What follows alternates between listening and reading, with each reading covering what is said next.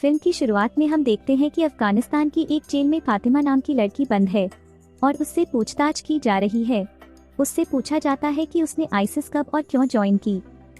इसके बाद वह लड़की अपनी सारी कहानी सुनाने लगती है। वास्तव में उसका असली नाम शालिनी था। वह हिंदू लड़की थी और भारत के केरल की रहने वाली थी। उस दौरान आतंकवादी संगठन आईसिस सीरिया से लेकर अफगानिस्तान तक फैल गया था। एक दिन उनका लीडर कुछ मुस्लिम लड़कों से कहता है कि केरल में जाओ और वहां पर लड़कियों को अपने प्रेम जाल में फंसाओ, उनका धर्म परिवर्तन करवाओ, उनसे शादी करो और उन्हें प्रेग्नेंट करो, फिर अफगानिस्तान लाकर उन्हें आईसिस में भर्ती करवा दो, फिर उन्हें भी टेररिस्ट बना दो। इसके बाद वे मुस्लिम युवक केरल में आ जाते हैं। उनके साथ कुछ मुस्लिम लड़कियों को भी भेजा जाता है ताकि वे हिंदू लड़कियों को तरह तरह से ब्रेन वॉश करें। फिजा नाम की एक मुस्लिम लड़की शालिनी और उसकी सहेलियों से दोस्ती कर लेती है। वे नर्सिंग की पढ़ाई कर रही थी।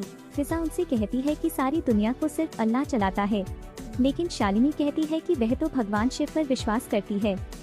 फिजा कहती है कि शिव कोई भगवान नहीं है, वह तो अपनी पत्नी सती के मारे जाने पर एक सामान्य पुरुष की तरह रो रहा था, वह भगवान कैसे हो सकता है।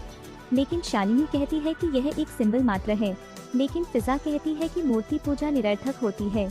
इस तरह से आईसिस की एजेंट फिजा लड़कियों को हर दिन ब्रेन वॉश करती रहती थी। इसके बाद वह एक और चाल चलती है। वह आईसिस द्वारा भेजे गए मुस्लिम लड़कों से कहती है कि शालिनी और उसकी सहेलियों के साथ छेड़खानी करें। शालिनी अपने दोस्तों के साथ मॉल में थी। कभी वहां पर वे मुस्लिम लड़के उनसे छेड़खानी करने लगते हैं। लड़कियां वहां से भागने लगती हैं, लेकिन लड़के भी उनका पीछा करते हैं और उनके कपड़े भी फाड़ देते हैं। लड़कियां किसी तरह जान बचाकर वहां से घर आती हैं। इसके बाद फिजा उनसे कहती है कि तुम इस्लाम अपनाकर मुस्लिम बन जाओ और हिजाब पहनना शुरू कर दो, क्योंकि कभी भी हिजाब पहनी हुई मुस्लिम लड़की से छेड़खानी नहीं होती है और ना ही उनका रेप होता है। यह सुनकर कुछ लड़कियां सच में ही अपना धर्म बदल लेती हैं और हिजाब पहनने लगती हैं। लेकिन शालिनी ऐसा नहीं करती। एक दिन अराफात नाम का लड़का शालिनी से मिलता है।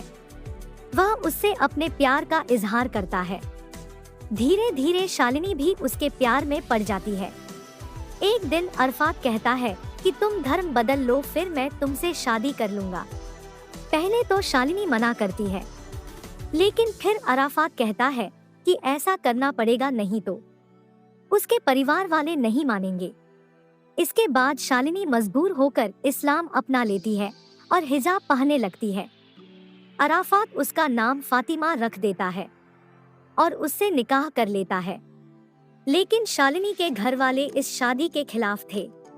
वे उससे कहते हैं कि अराफात तुमसे सच्चा प्यार नहीं करता और सिर्फ लव जिहाद की वजह से ऐसा कर रहा है।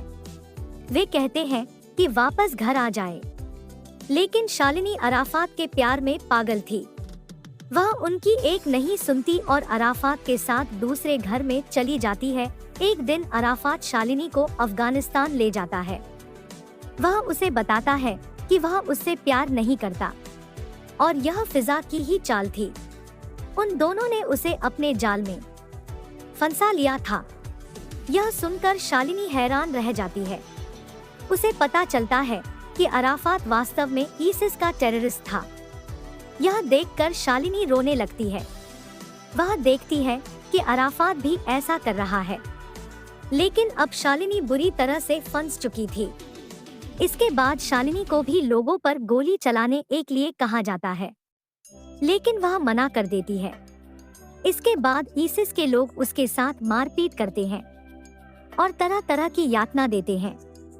मजबूर होकर शालिनी भी आईसिस की टेररिस्ट बनने के लिए तैयार हो जाती है।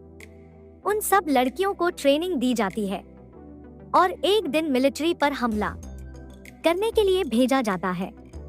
दोनों तरफ गोलीबारी होती है, लेकिन अंत में शालिनी पकड़ी जाती है। अफगानिस्तान की मिलिट्री ने गिरफ्तार करके जेल में डाल देती है और यहीं पर शालिनी अपनी कहानी खत्म करती है। इसके बाद फिल्म फिर से मौजूदा समय में आ जाती है। अंत में शालिनी कहती है कि कम से कम 32,000 केरल की लड़कियों को आईसिस में भर्ती कर लिया गया है। इसके लिए इस फिल्म की काफी निंदा भी की गई है।